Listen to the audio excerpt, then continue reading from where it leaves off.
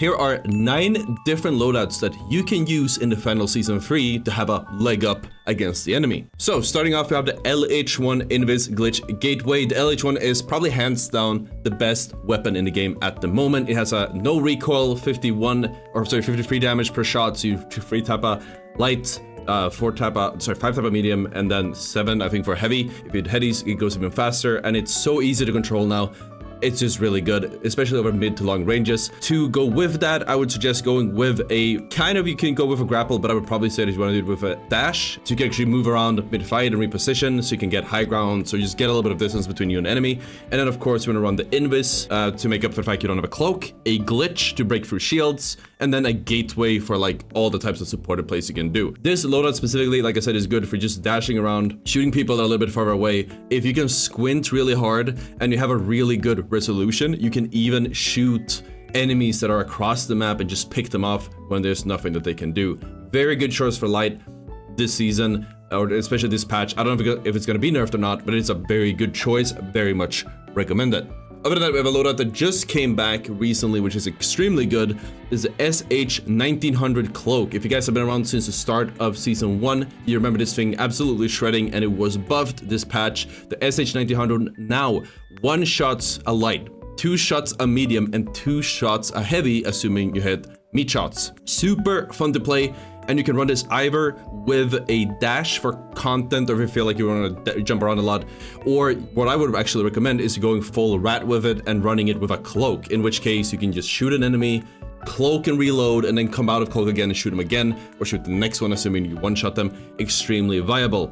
Assuming you're running it with cloak, I would suggest running it with a stun gun this season, because the stun gun has been buffed like crazy, a glitch grenade, and a gateway. I would almost say that gateway is a must-have, because the viability and versatility that it gives your kit is just next level. We're doing this live on twitch.tv/Ottr, by the way.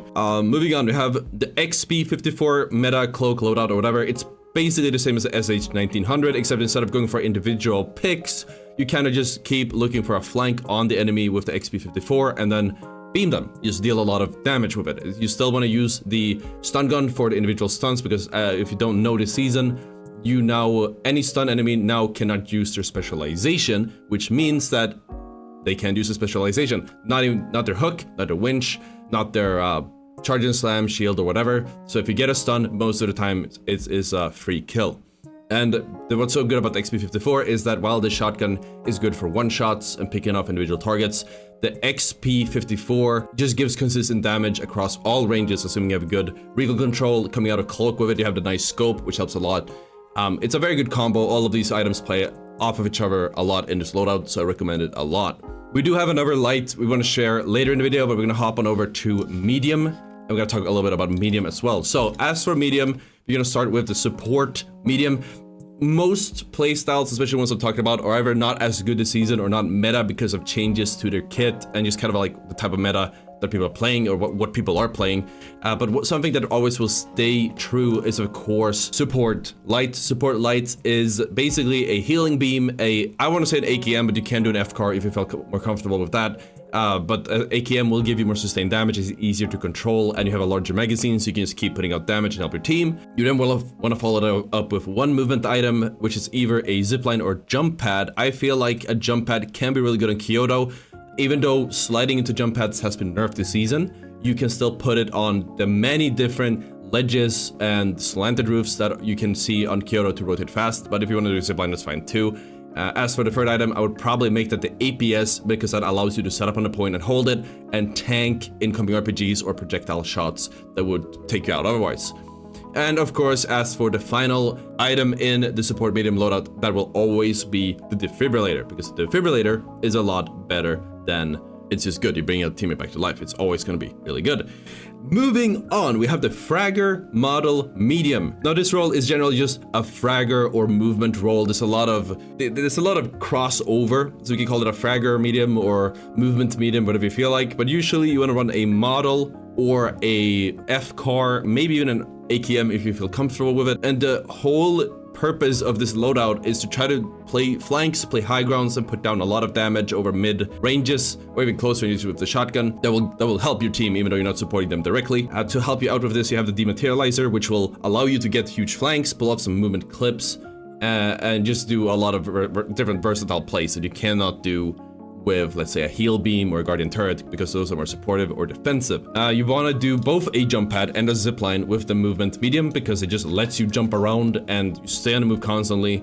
And of course, I want to say you can go with a grenade for the last slot in the gadgets if you would rather do that. Personally, especially with how sweaty World Tour is, I would probably run defibrillators, but you can, if you run a model, you don't have a lot of range, you can use a frag grenade as well to get a little bit of opening damage. It's completely up to you and whether your other teammate, assuming they're playing medium, is going to support you and your teammate as well. Moving on, we have the SA-1216 Heavy with the winch. The winch was added this season, allows you to yoink an enemy and pull them in and kill them. I have learned that it is a bit awkward to use the SA-1216 because it doesn't hit super hard, but it is a loadout that you can use as a heavy to kind of build off of the winch. This loadout essentially exists sort of just to counter the current or the previous meta for heavy, which is, or just in general, which is a double heavy medium with a lot of shields, because if you don't know, the winch goes through a shield and just yoinks the enemy out of there. You know, just, whoop, got your nose, except the nose is your medium, and now you lost a team fight because he's out of position and can't fight back. The SA-1216 doesn't deal damage. You need a full burst to kill a medium, but it is still interesting. There's also a interesting tech where you can shoot 4 shots with the SA-1216 and then start a hook as you are reloading. And then once the hook is finished, you actually still have 4 new fresh shots. The winch actually animation cancels the little reload that the SA-1216 does. So it's pretty strong in that sense. It's just not super strong as far as weapons go, because I noticed we did better with the next loadout than we did with this one. But I'm gonna explain this real quick first. Again, that is Winch Claw, SA-1216. You have a barricade to give you cover, to give you mobility, and to cut off a line of sight. So you have the RPG for long range damage or just blasting somebody, especially like a light or even a medium, with the Winch Claw. After pulling in with the Winch Claw, and then the Dome Shield for additional shields. Very strong, very strong. But the best use, at least in my opinion, of the Winch Claw, other than just having it as something you use occasionally to like pull the cash out in, or grabbing a statue or doing something fun with it, is combining the Winch Claw with the Sledgehammer, which is probably my favorite Winch Claw comp this season so far, at the very least. There's so many combos you can pull off with the heavy Sledgehammer Winch Claw that you cannot pull off with any other weapon, and especially not the spear, which is a new melee this season. So for example, if you pull in a light, you will do 15 damage from the winch, then you hit him once with a left click and then melee immediately, assuming they didn't dash out of the way. And even if they dash out of the way, if you were quick enough, you will one-shot them. They're just gonna immediately die. If you pull in a medium, you just right click and then the same thing, because it's 15 damage and then I believe 40 damage from the melee, puts you at 255, I believe, damage, which is enough to one-shot a medium just with a right click, and they don't have a escape to get away from you in time, so they're just practically dead. If you play against a heavy, if you winch in a heavy, won't be as strong, but it's the good old tried and true right click, left click, and then melee cancel. Very strong, very good. Moving on, to go with this, you want a barricade to cut off line of sight. What's especially good with heavy is that you can put a barricade and then climb it, climb cancel, and start a right click if an enemy is like right in front of you, and you kind of like just jump over your barricade and you slap them in the head. Works extremely well, believe me, because it's been done to me and I've been doing it to others. Very good combo. RPG again for destruction and damage, and of course you have the Dome Shield to just give you additional health. You can play inside of the Dome Shield and kind of smack people around, or just play around the Dome Shield so they can't shoot you back while you keep hitting them. Very strong loadout overall.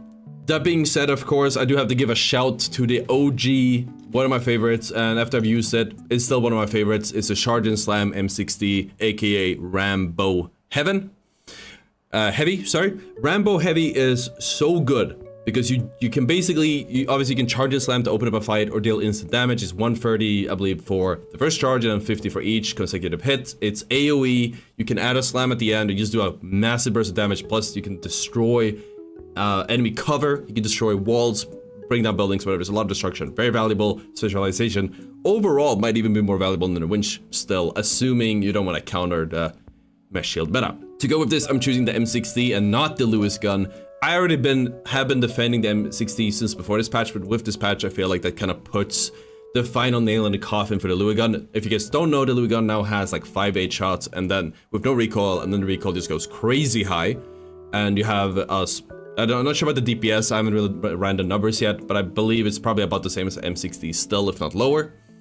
Maybe even if it's a slightly higher, the higher recoil just makes it not worth it. Whereas the M60 is the complete inverse with pretty high recoil, which you can learn to compensate for like 8 bullets. And then it has practically no recoil for the rest of your magazine. For the like 62 bullets you shoot, there will be no recoil. It's perfect for Rambo heavy. Just jump in, throw down your shields, your barricades, charge in time if you want, and then just do transfers. Just beam everyone. Super fun to just stand still and kill everyone who even looks at you. To go with that, obviously we have the barricade, climbs, cover, RPG, more range and destruction, and dome shield, so you can have that additional plus, I believe, 350 health, which gives you a edge against anyone else you play against most of the heavies. Charge slam, also a very admin game, absolutely. Yeah, Rambo playstyle. Just literally you go, brrrr, just kill everyone. It's amazing. I love that setup so much. It's so fun to play. Real Chad gameplay. That puts us at 8 different loadouts for the season. There's one more, which I promise you guys at the very end of the video for light. This one is also pretty viable, maybe even more viable in terminal attack, which is ranked mode. I don't think anyone is playing terminal attack, so I don't know how relevant this is. It's still good in quick cash, but it's probably better in T8. Let me get into it. That is, of course, the Sniper Light. Massive fan of the Sniper Light this season. They didn't really change anything with the Sniper Light, but the thermal bore, so yeah, the thermal bore, the addition of the thermal bore allows you to open up a little bit more angles.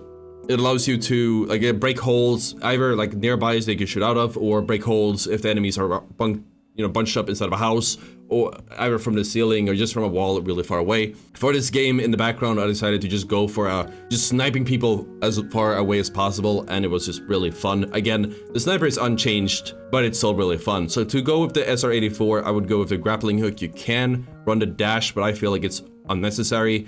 Just get the grappling hook. You can get cool Widowmaker shots. You can disengage really well out on high grounds, on low grounds, and get up onto cranes and whatever, so you can get vantage points much more easily. Again, yeah, you want the SR84, you want the thermal bore, then you want, this one is a bit of a dealer's choice. Personally, I would say glitch grenade is the best choice as far as grenades go, because you can break shields with it, and as of the end of season 2, the glitch grenade now hits, if there's a lot of shields in one place, it's still AoE.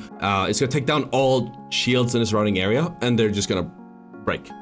For one glitch grenade, very valuable. You can replace this with a gas grenade or even pyro grenade if you want just to zone enemies out, but usually your teammates should have that part covered. It's up to you whether you believe your teammates can do that or not. And finally, we have, of course, the gateway for light, which is no surprise. I just think this thing is neat. Maybe not as good for sniper light as you would want. It might be good to just set up a gateway on a vantage point somewhere, and then you go to another vantage point, and if you get pushed, you can just make a gateway and do a quick getaway. It's completely up to you. A lot of ways you can use it. It is, again, a very versatile gadget that all lights probably should use. I copied your heavy setup and it absolutely smacks. It's so fucking good. It is genuinely, it is scary how good it is.